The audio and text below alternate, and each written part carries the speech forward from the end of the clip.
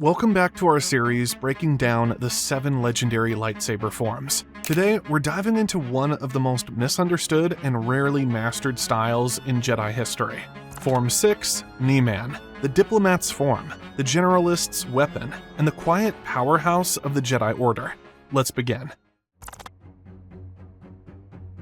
Form 6, or Niman, is often overlooked, and unfairly so.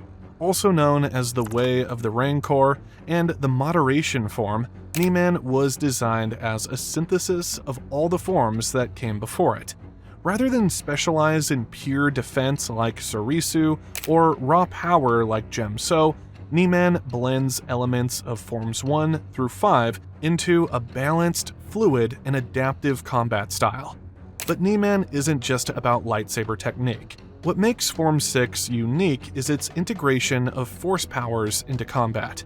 While most other forms focus almost entirely on blade work, Niman actively encourages the use of telekinesis, force pushes, and other abilities during a duel. The result? A Jedi who can strike, defend, and manipulate the battlefield all at once. It's like multitasking, but with lightsabers and levitation. Its origins trace back to the final years of the Old Republic, where Jedi sought a more practical and peaceful approach to lightsaber training, one that would serve not only warriors, but diplomats, healers, and scholars. It was born out of a philosophical evolution as much as a tactical one. Rather than cultivating specialization, Niman embraced generalism. And while that made it less dominant in any one area, it also made it more accessible to Jedi who wore many hats. This made Niman a favorite among Jedi negotiators and peacekeepers, those who didn't expect to fight every day but still needed to be prepared. It's less flashy, less aggressive, and more controlled, but that doesn't make it weak. In the hands of a master, Niman is a graceful, efficient, and unpredictable style that flows between attack and defense with calm precision. Take for instance the Jedi Temple Guards, an elite anonymous order within the Jedi Order itself. While many of them trained in Form 3 Surisu for its impenetrable defense, they also incorporated tons of elements of Niman into their routines. Why? Because their role wasn't just to stand and block.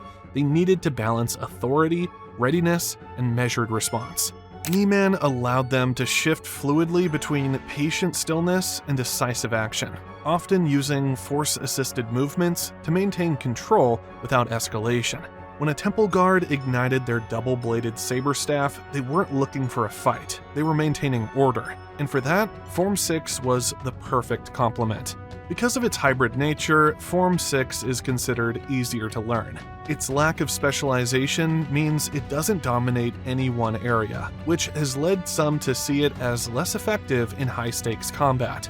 Niman was never the flashiest form, and in the eyes of many warriors, that was exactly the problem. Nicknamed the diplomat's form, it was often seen as the jack-of-all-trades, master of none. Designed for Jedi who balanced combat with diplomacy, it lacked the precision of Makashi, the brute strength of Gemso, or the acrobats of Ataru. To some in the Order, and especially among Sith, it was dismissed as passive, even weak. In Legends, Sith lords like Darth Bane mocked it as an inefficient compromise, unworthy of a true combatant. And among Jedi, it carried a quiet stigma. If you chose Niman, it meant you didn't plan to fight much at all.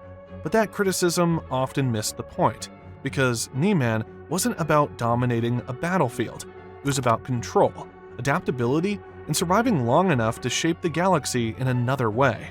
To wield Niman effectively is to embody the Jedi ideal of restraint. It's a style that mirrors the Jedi Code itself: serene, balanced, and non-aggressive. Niman doesn't seek to win battles with overwhelming power. It seeks to resolve them with minimal harm. It's not about being the strongest. It's about being wise enough to know when strength is necessary at all. To understand Niman's place along the lightsaber disciplines, we have to see how it stacks up against the rest. So, how does Form 6 hold up against the other lightsaber styles? Against Form 1, Shi-Cho, Niman has the advantage of adaptability. Where Shicho relies on basic sequences and wide arcs, Niman allows for more versatile responses and tactical integration of the Force. It can adjust on the fly, countering Shicho's predictability with calculated variation. Facing Form 2, Makashi, the duel becomes a contest of focus and restraint. Makashi's elegance and precision can outpace Niman's generalism in a pure fencing match, but Niman users offset this with Force techniques and more dynamic positioning. It's a battle of technique versus flexibility. Against Form 3, Surisu, Niman is evenly matched in a defensive duel. While Surisu offers a more airtight defense, Niman allows the Jedi to stay mobile and press small openings, using force pushes or telekinetic distractions to create brief moments of advantage. When going up against Form 4 Ataru, Niman's grounded balance becomes its strength. Ataru's acrobatics and high-speed assault can overwhelm some opponents, but a Niman user can stay calm, rooted, and use timed counters or force-assisted blocks to keep pace. And in a clash with Form 5, Xian and Jem So, Niman doesn't try to match strength with strength. Instead, it deflects, redirects, and supplements its responses with force powers, slipping through brute force with fluid adaptation. It's the classic case of flexibility over rigidity. Where Jem So meets aggression with power and raw counters, Niman sidesteps the whole confrontation. Rather than absorbing impact, it disperses it. A Niman practitioner might parry a heavy strike, not with resistance, but with movement, using a force-assisted pivot to reposition and retaliate from a safer angle. It's not about overpowering the opponent, but outmaneuvering them, turning their strength into imbalance. Ultimately, Form 6's matchups depend on the Jedi's ability to weave the Force into the fight. That's where Niman shines, and where it separates itself from every other form. Few Jedi ever fully embraced Niman. Its lack of specialization made it less appealing in a battlefield-driven era. But those who did choose it, whether for its balance, its adaptability, or its philosophical alignment, left behind a subtle yet lasting impression. Let's take a look at the rare individuals who made Form 6 their own. Though rarely seen on the front lines, some of the Jedi Order's most respected figures practiced Form 6. Exar Kun, before his fall to the dark side, was already considered one of the most formidable Jedi of his generation.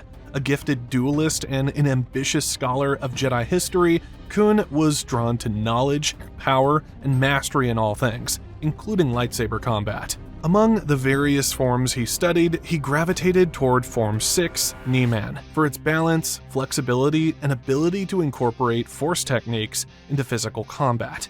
After falling to the dark side, Kun's use of Niman didn't disappear. It evolved. He modified the style with a more aggressive and dominating edge, blending it with Sith techniques and his signature double-bladed lightsaber, which he constructed himself. This weapon, a rarity in his time, allowed him to fully exploit Niman's wide, sweeping motions and multi-angle coverage. With one blade active or both, Kun became nearly untouchable in close combat, merging the composure of Niman with the ferocity of Sith ideology.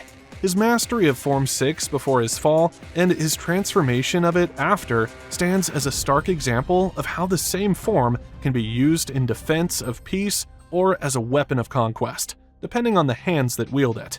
Interestingly, the philosophy of Niman echoes the fighting style of Rey. Though she was never formally taught in Form 6, Rey's practical and instinctive combat approach reflects its principles. Her ability to integrate force powers mid-duel, launching pushes, absorbing energy, and redirecting blows, alongside her grounded yet fluid blade technique, is a hallmark of Niman's hybrid nature. She doesn't overpower her enemies. She adapts, reacts, and controls the flow of combat with precision. Her duel against Kylo Ren in The Rise of Skywalker, for example, highlights her ability to switch between offense and defense while staying centered. In many ways, Rey is a modern embodiment of what Niman was always meant to be, a Jedi who fights with balance, not aggression.